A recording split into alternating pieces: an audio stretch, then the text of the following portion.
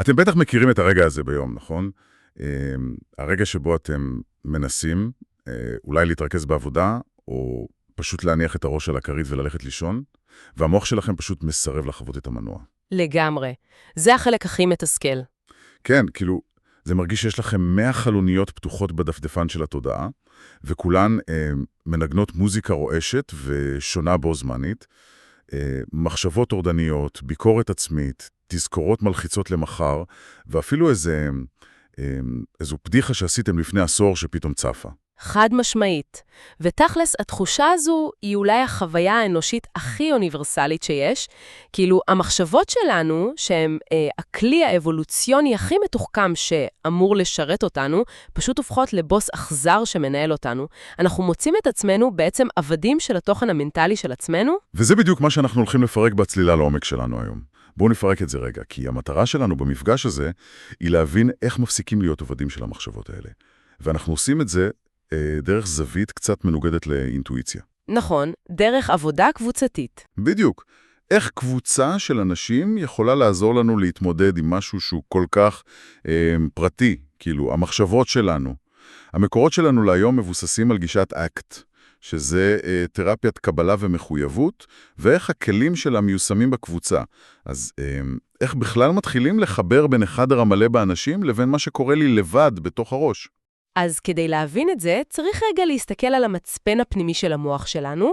המקורות מציגים מודל של משושה, שממפה את החוויה שלנו על ציר. הציר הזה נע בין שני כתבים מאוד ברורים, נוקשות פסיכולוגית בצד אחד, וגמישות פסיכולוגית בצד השני.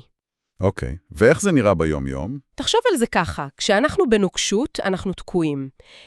אנחנו מבלים את רוב הזמן שלנו בחרדה ממה שיהיה בעתיד, או ברומינציה, בלעיסה אינסופית של העבר.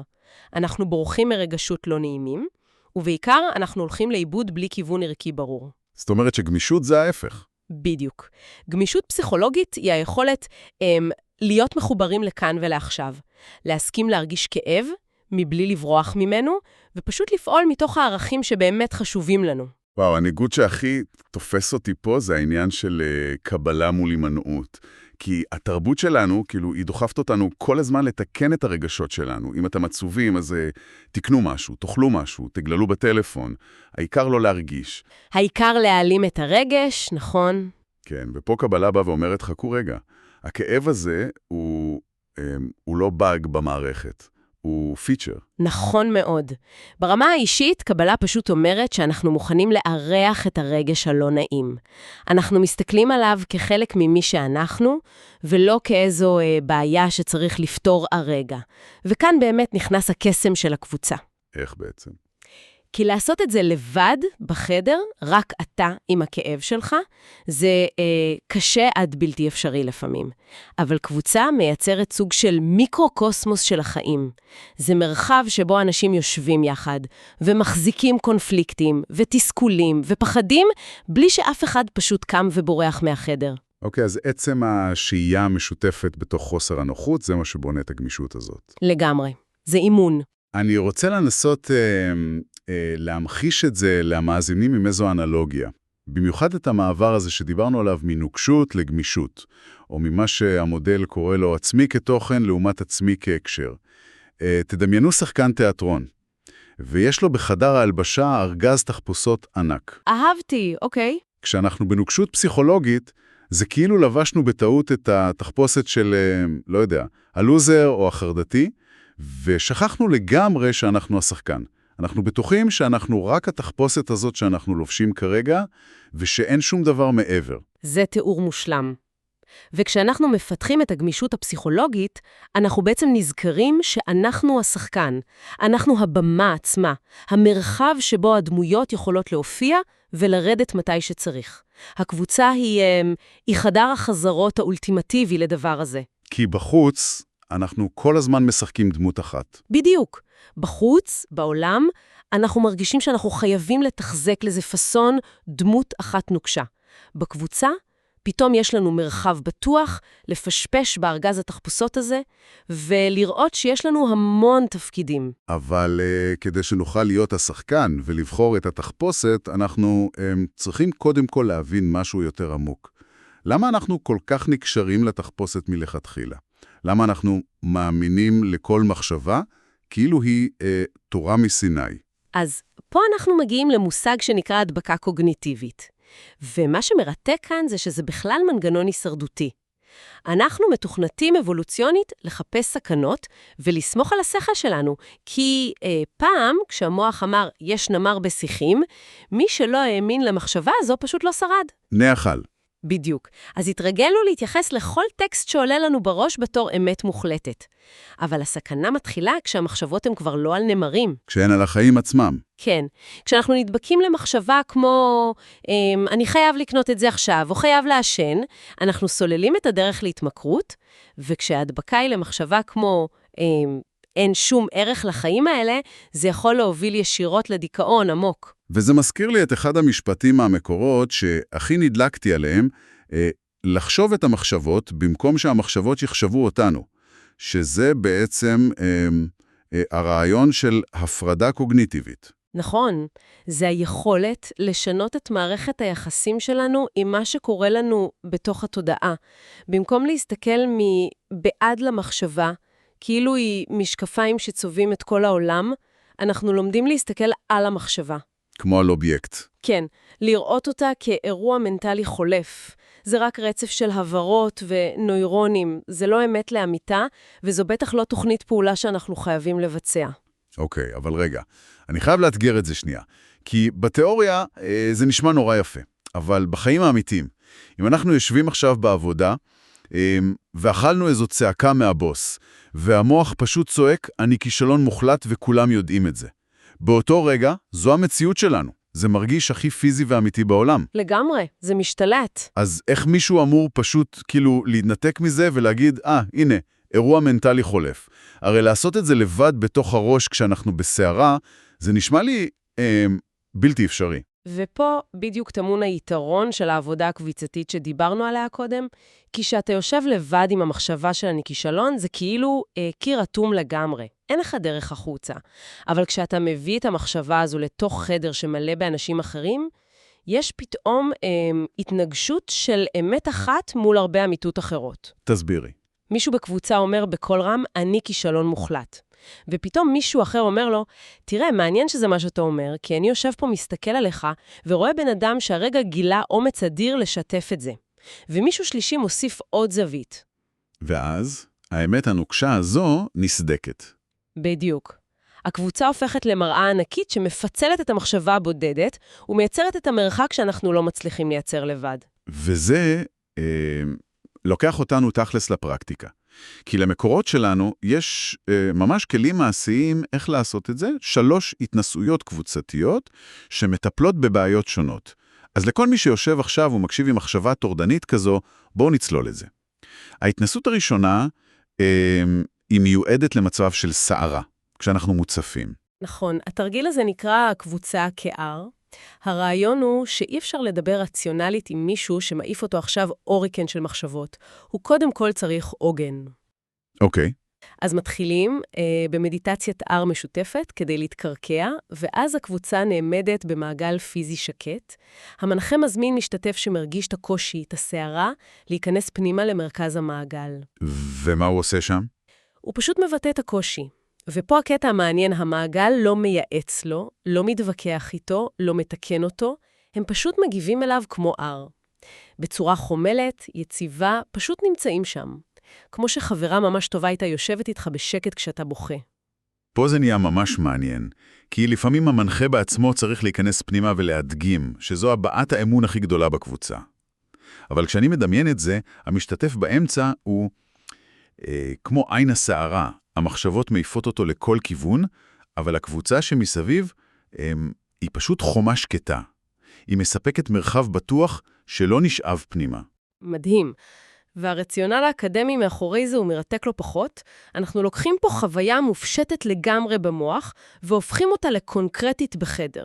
וזה עוזר למשתתף לעבור ממצב של ספרציה למצב של אינדיבידואציה. אוקיי. עצרי רגע. ספרציה מול אינדיבידואציה זה נשמע קצת כבד. בואי נתרגם את זה לחיים האמיתיים של המאזינים שלנו. בשמחה. ספרציה זה כשאנחנו מגדירים את עצמנו רק על ידי התנגדות. אנחנו אומרים, אני לא כמוכם, או אל תתקרבו, ופשוט מסתגרים מאחורי חומות מתוך פחד. כמו קיפוד. כן. לעומת זאת, אינדיבידואציה היא היכולת לבוא ולהגיד, חבר'ה, זה מי שאני, על כל המורכבות והקושי והכאב, ואני עדיין יכול להיות שייך. כשהקבוצה פשוט עומדת שם בשקט, כמו הר, מול הכאב שלו, היא משדרת לו. אנחנו יכולים להכיל את כל החלקים שלך. מדהים. אז ההר זה מצוין כשיש לנו מישהו אחד בסערה וקבוצה יציבה. אבל מה קורה כשהבעיה הפוכה? כשיש לנו בקבוצה או בצוות בעבודה, עודף תגובתיות. כאילו מישהו אומר משהו וכולם מיד קופצים. מישהו מייעץ, מישהו מתעצבן וקולות שקטים נדרסים לגמרי. בדיוק בשביל זה יש את ההתנסות השנייה שנקראת אקווריום או פישבול. איך זה עובד? הקבוצה בעצם מתפצלת, שמים במרכז החדר מעגל פנימי של 3 או 4 כיסאות, ומסביבם יש מעגל חיצוני גדול יותר. הכלל פה הוא קשוח. רק מי שיושב במעגל הפנימי יכול לדבר. והמעגל החיצוני? המעגל החיצוני שותק. הוא משמש רק כעדות. אסור להם להתערב גם אם מגרד להם בקצות האצבעות לתקן מישהו. בסוף ההתנסות המנחה פונה למעגל החיצוני, ומבקש מהם לתת רק מילה אחת או כותרת לסיפור שהם ראו. וזהו. וואו. זאת אומרת, את מונעת מהם את זריקת הדופמין הזו שאנחנו רגילים לקבל כשאנחנו קופצים לענות? לגמרי. זה משנה את כל הדינמיקה, כי זה מטפח ריבוי של נקודות מבט, מבלי שאנחנו בכלל מתעסקים בשאלה מי צודק ומי טועה. מתן הכותרת בסוף, התיוג הזה, הוא בעצם מייצר מרחק אסתטי מהתכנים. תארו לעצמכם מאזינים שאתם מיישמים את חוק האקווריום הזה בישיבת צוות מתוחה בעבודה. אנשים מתווכלים ארוחות סוערות, ואתם מחליטים לקחת את תפקיד המעגל החיצוני. אתם רק יושבים, צופים מהצד, ולא מגיבים מיד לכל הקיצה. זה דורש יכולת מטורפת של שליטה עצמית, של מה שנקרא העצמי המתבונן. זה תרגול מדהים. זה אימון אינטנסיבי בהפחתת תגובתיות גם לחיים מחוץ לקבוצה. טוב, עכשיו אני חייב להגיע להתנסות השלישית. כי דיברנו על הקלה שקטה ועל תצפית מרחוק, שזה נשמע מאוד רציני ופילוסופי. אבל בואו נדבר תכלס. מה עושים כשהמחשבות הביקורתיות בראש שלנו הן פשוט מגוחכות ומרושעות? שהראש פשוט אומר לכם, אתם כישלון. או שאף אחד לא אוהב אתכם, כן. בשביל זה יש תרגיל מבריק שעוסק במחשבות טורדניות וקולות טיפשים. המשתתפים מתבקשים לכתוב על דף את המחשבה הכי ביקורתית שיש להם על עצמם, בגוף שני, למשל, אתה לעולם לא תצליח לשמור על זוגיות. אאוץ'. ואז הם לוקחים את הדף ומדביקים אותו על החולצה מקדימה. ופה מגיע הטוויסט.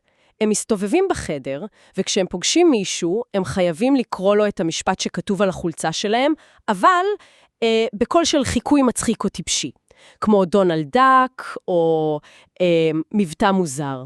אוקיי, אני חייב רגע לשאול.